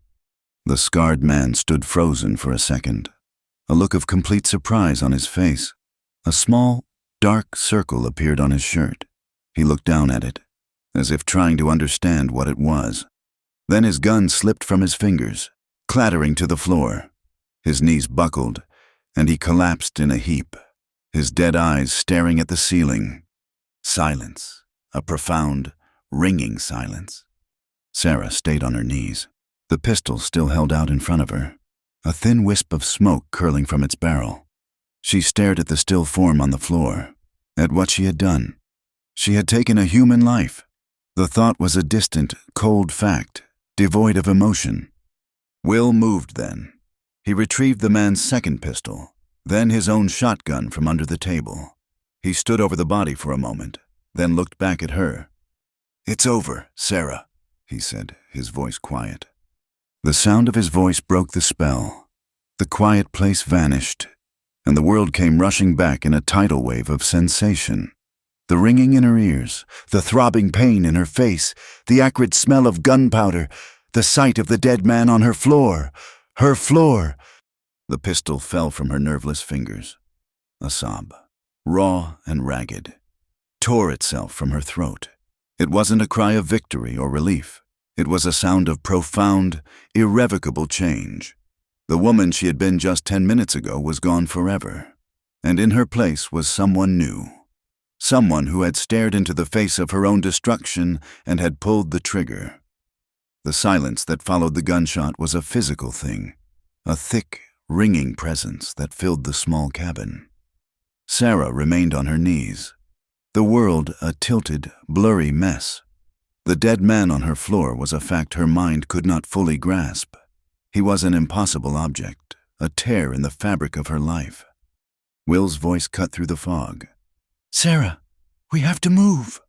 She looked at him blankly. Move, her entire body felt like lead.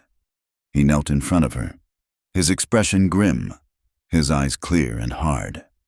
He didn't touch her, but his presence was a solid, grounding force. "That man didn't come alone. He rode in from a camp. When he doesn't come back, they'll send more. Delancey himself, this time, and he won't be coming to talk." Reality began to seep back in, cold and sharp. The children, they were still out there, hiding. The thought of them was the only thing that could have made her move. She pushed herself to her feet, her legs unsteady. "What do we do?" she whispered, her voice a raw, broken thing. "First," he said, his voice low and practical, "we get him out of your house." The next 10 minutes were a grim, surreal nightmare. Under Will's quiet direction, they dragged the body out of the cabin and into the ruins of the barn, covering it with charred timbers. Every touch, every moment, was a fresh horror, but she moved with a numb obedience. The woman who had wept over a broken fence post was gone. This new woman did what was necessary, her hands steady even as her soul trembled.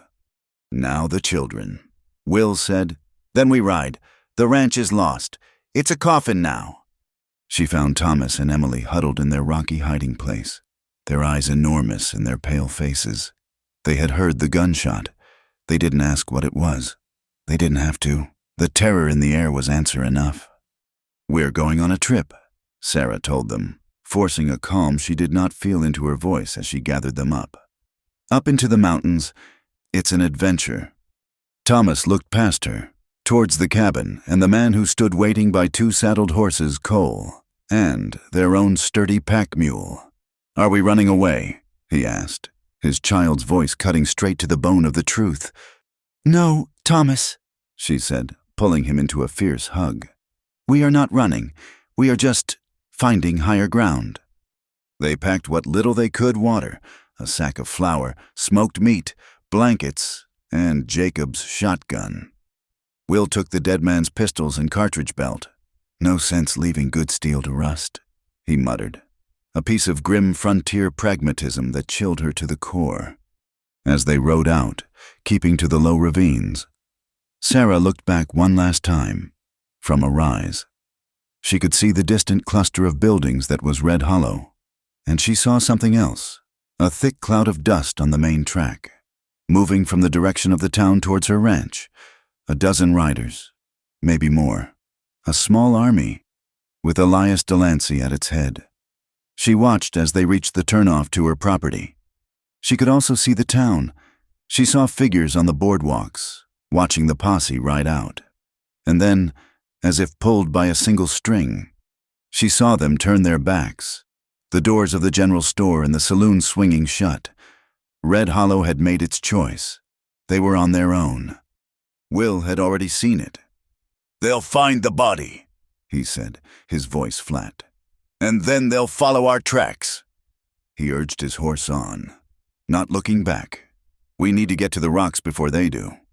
The mountains, which had always been a distant, beautiful backdrop to her life, now became their only sanctuary. The climb was brutal. It was no longer a trail, but a scramble over loose rock and through thorny brush. Will led them with an unerring certainty, as if he had been born in these canyons. He knew the hidden game trails, the secret springs.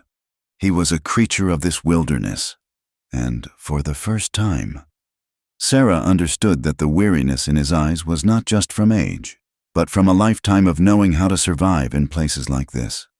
She focused on the children. Emily rode in front of her small body leaning against her for warmth and comfort. Thomas walked, his small legs aching, but he never complained. He held onto the mule's lead rope, his face set with a miniature version of Will's own grim determination. Sarah's own fear was a constant, bitter taste in her mouth. Every snap of a twig, every cry of a hawk, sounded like their pursuers. She clutched the shotgun that lay across her lap, its cold, hard reality both a terror and a comfort. By late evening, they reached their destination.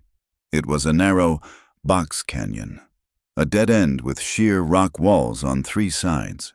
At the very back was a shallow cave, barely more than an overhang, but it was defensible. "They'll have a tracker," Will said as he unsaddled the horses, his voice echoing slightly in the enclosed space. "He'll lead them right to the mouth of this canyon. They'll think they have us trapped." "Don't they?" Sarah asked, her voice small. Will looked up at the canyon walls, at the jumble of boulders and ledges that were now cast in the deep shadows of twilight. "A trap has a door," he said, "and it depends which side of the door you're on." He laid out the plan, his words simple and direct. He would take a position on a high ledge overlooking the entrance. She would be on the other side, lower down, behind a cluster of massive boulders. The children would be hidden deep in the cave with the animals. "They'll ride in single file, or 2 by 2 at most," he explained, pointing. "They'll be looking down. At the tracks, they won't be looking up. We wait until the first 4 or 5 are inside. They'll be bunched up, confused. That's when we shoot." He looked at her, his pale eyes searching her face in the gloom. "You don't have to do this, Sarah." She thought of the man on her cabin floor, of the look on Delancey's face when he'd issued his ultimatum, of the doors closing in red hollow. She thought of Thomas and Emily, their faces smudged with dirt and exhaustion, sleeping fitfully in the back of the cave. The fear was still there, a living thing coiling in her gut. But her doubt was gone. She had no other choice. "Yes," she said, her voice clear and steady. "I do."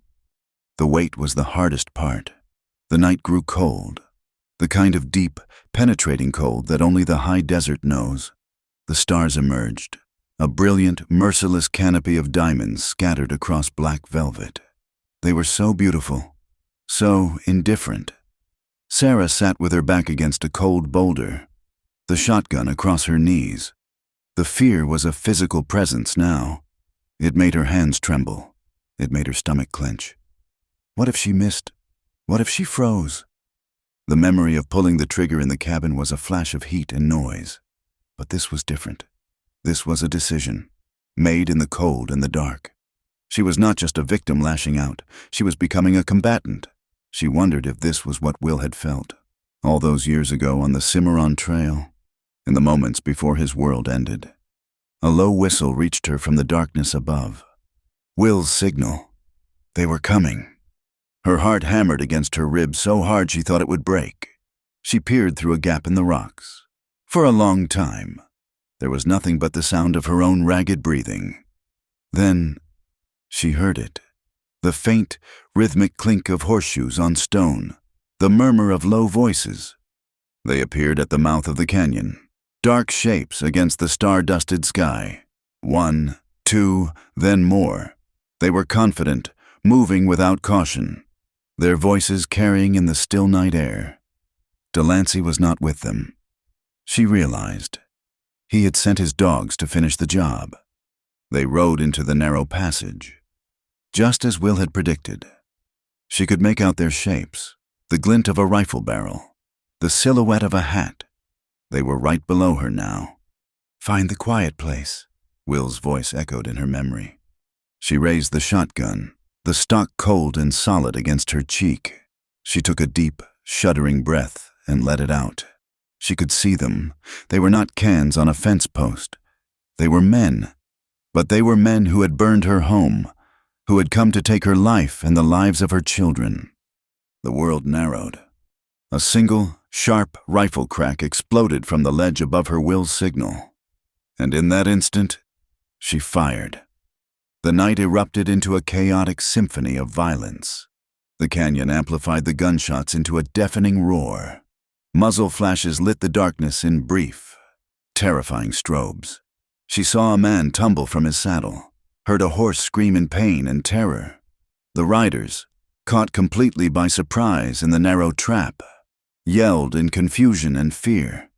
Their return fire wild and panicked, bullets ricocheting off the canyon walls with angry whines.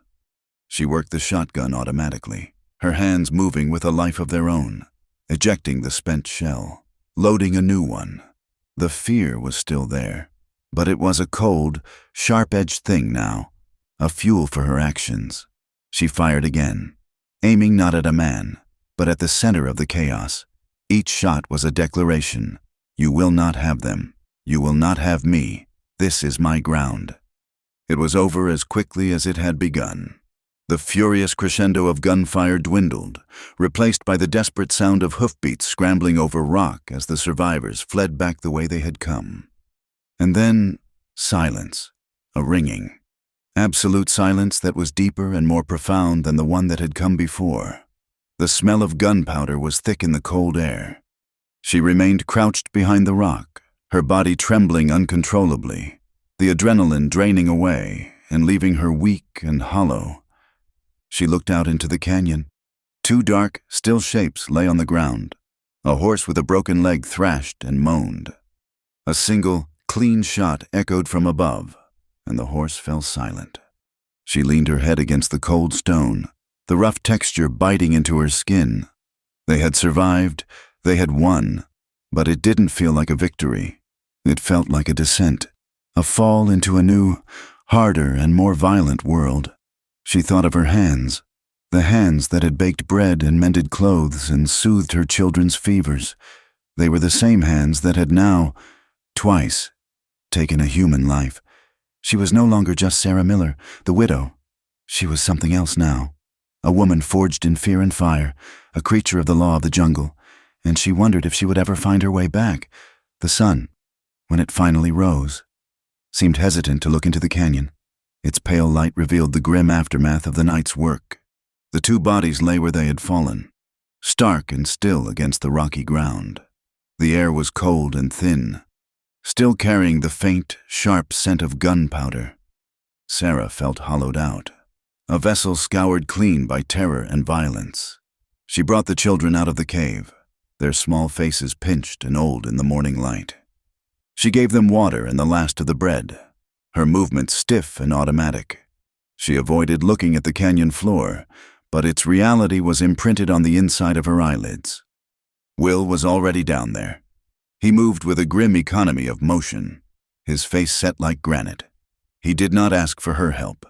He simply did what had to be done. He took the dead men's horses, which had been huddled in a small alcove, and loaded the bodies onto their saddles.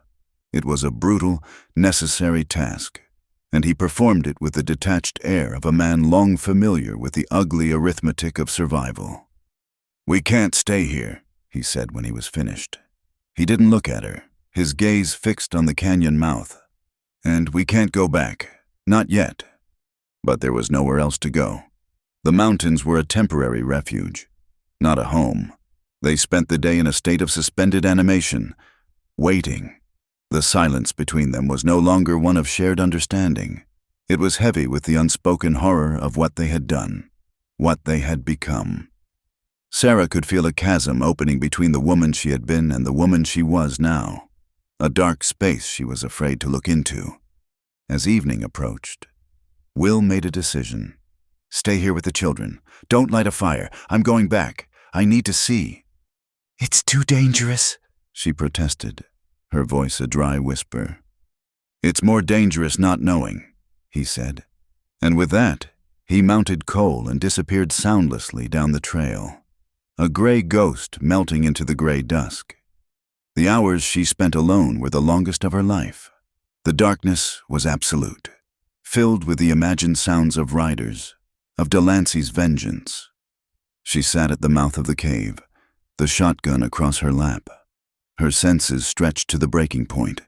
She was no longer just afraid. She was a sentinel, a guardian of the two small heartbeats sleeping behind her.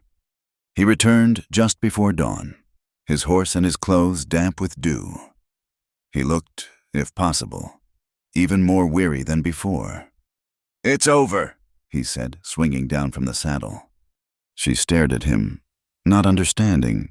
"What do you mean?" "Delancey is dead." The words didn't register at first. They were too simple, too final. "How?" "Seems the men who ran from the canyon last night went back to the ranch," Will explained, his voice a low monotone. "Delancey must have ridden out from town to meet them. Found the first man, the one who died in the cabin. He must have lost his mind with rage at their failure. There was another fight, right there in the yard." "And Delancey," she pressed. "He was a man who paid others to do his fighting for him," Will said, a flicker of something like contempt in his eyes. "When it came down to it, he wasn't as fast as the men he hired." He paused. "There are 4 bodies at the ranch, Sarah, including his." The news brought no relief, no sense of victory. It was just more death, more ugliness piled onto the pyre of her old life. It was a plague that had burned itself out, leaving only ashes and ghosts. "We can go home," she said, the word home sounding strange and foreign on her tongue. They rode back in the full light of day, a small, sad procession returning to a violated sanctuary. As they neared the property, they saw him, a single rider, sitting on his horse by the turnoff, watching their approach. It was Sheriff Brody. He watched them ride up, his face grim, his eyes missing nothing the exhaustion on their faces, the shotgun in her lap, the new hard set of her jaw. Mrs. Miller," he said, his voice heavy. "It seems you've had some trouble out here." "Mr. Delancey and his men came to evict me," Sarah said, her voice clear and cold. "We defended ourselves." Brody sighed, a long, weary sound. He had already seen the scene at the ranch, the bodies, the burned-out barn, the splintered cabin door. The evidence was overwhelming, and it didn't point to Sarah as the aggressor. "4 men are dead," he said, looking from her to Will. "One of them a lawyer for the railroad. That's a hell of a thing." "He gave me no choice," Sarah stated simply. The sheriff looked at her, at the 2 pale children huddled behind her, at the weary, dangerous-looking man beside her. He looked at the ruin of her barn. He was a town sheriff, not a federal marshal.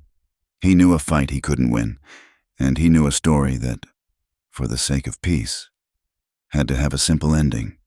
"From what I can piece together," Brody said slowly, his voice carrying an official finality. "Mr. Delancey and a number of his associates came onto your property without leave. An argument ensued, and they drew their weapons first. You and Mr. Brenner," Will supplied. "Mr. Brenner acted in self-defense. That'll be my report." He turned his horse. "I'd suggest you bury them deep. Mrs. Miller, the company will send someone eventually to ask questions. But by then, this will be old news, and the land will still be yours." He rode away without another word, leaving them in the dust and the silence. The law, which had abandoned her, had now, in its own way, saved her. The town, which had turned its back, would now be forced to accept her right to be there. The next few days were spent in the grim task of cleansing. Will buried the bodies in an unmarked grave at the far edge of the property, a place she would never have to look at. Together, they patched the cabin door, swept up the debris, and tried to impose a sense of order on the chaos. They found the scattered cattle and brought them back. Life, stubbornly, began to reassert itself. But something had irrevocably changed. The ranch no longer felt like Jacob's dream. It felt like a fortress, a place that had been bought and paid for with blood and gunpowder. And the silence between her and Will was no longer just comfortable. It was a shared space filled with the memories of what they had endured together. He had seen her at her most broken, and she had seen the deep, old wounds he carried beneath his weary exterior. They had stood together in the dark, and that had created a bond that words could not define. About a week after the sheriff's visit, Sarah came out of the cabin in the early morning to find Will by the corral. He was not mending a fence or tending to the stock. He had thrown a saddle blanket over Cole's back and was checking the straps on his saddle. He was getting ready to leave. A cold dread, more potent than any fear Delancey had inspired, seized her. She had known, intellectually, that he was a drifter, a man who did not stay, but her heart had refused to accept it. His presence had become a part of the landscape, as essential as the well or the roof over her head.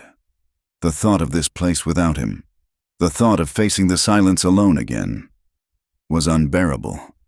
She walked over to him, her footsteps silent in the soft dust. He heard her approach but did not turn around. He continued to tighten a cinch, his movements deliberate. "You're leaving," she said. It was not a question. He stopped his work and finally turned to face her. The morning sun was in his eyes, making him squint. He looked old, tired, and profoundly sad. "The trouble's over," he said, his voice a low rasp. "You're safe now. The town will leave you be. You have your land."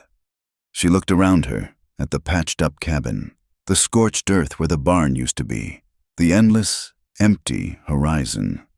She looked at the deed in her mind, the paper that had once seemed so important, and she knew that it was all meaningless, a collection of wood and dirt and ghosts. If he was not there, he had become the anchor in her unmoored world. There were 100 things she could have said. She could have thanked him, pleaded with him, offered him pay, but all of it felt shallow, inadequate. Their bond was not one of commerce or gratitude.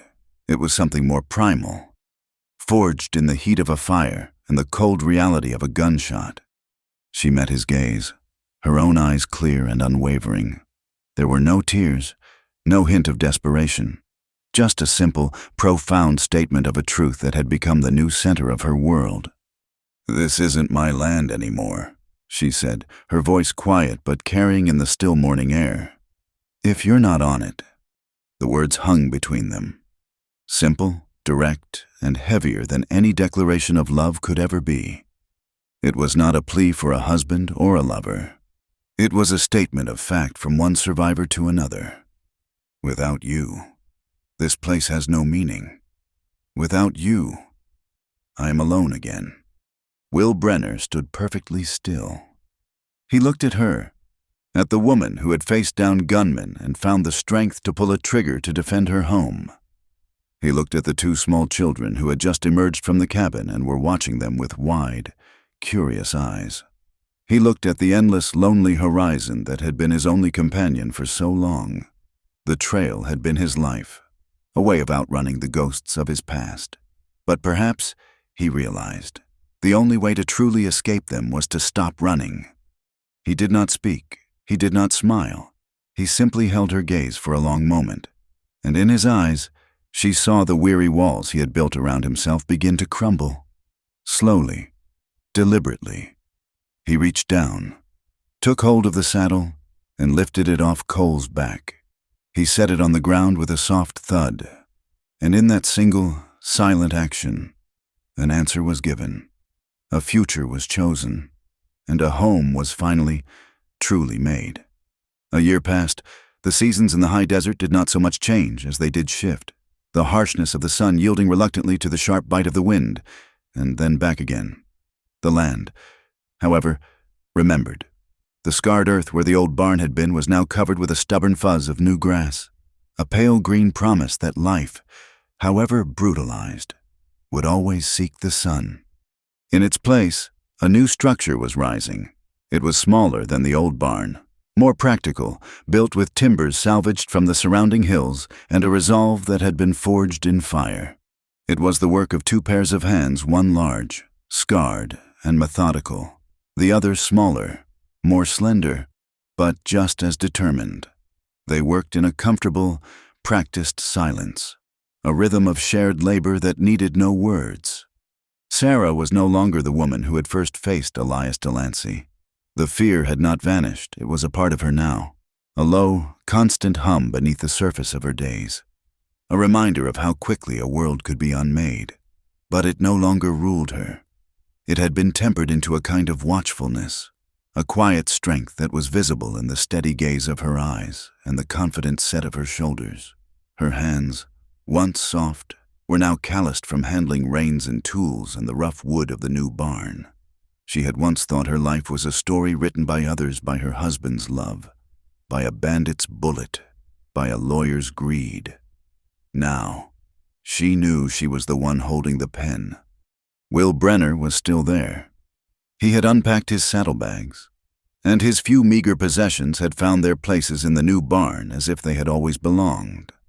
His limp was the same, a permanent echo of an old fight, and the weariness had not entirely left his eyes. But something in him had settled. The haunted, restless energy of the drifter had given way to the quiet rootedness of a man who had, against all odds, found a place to stand his ground. He was a sentinel, a guardian, a silent partner in the slow, arduous process of rebuilding.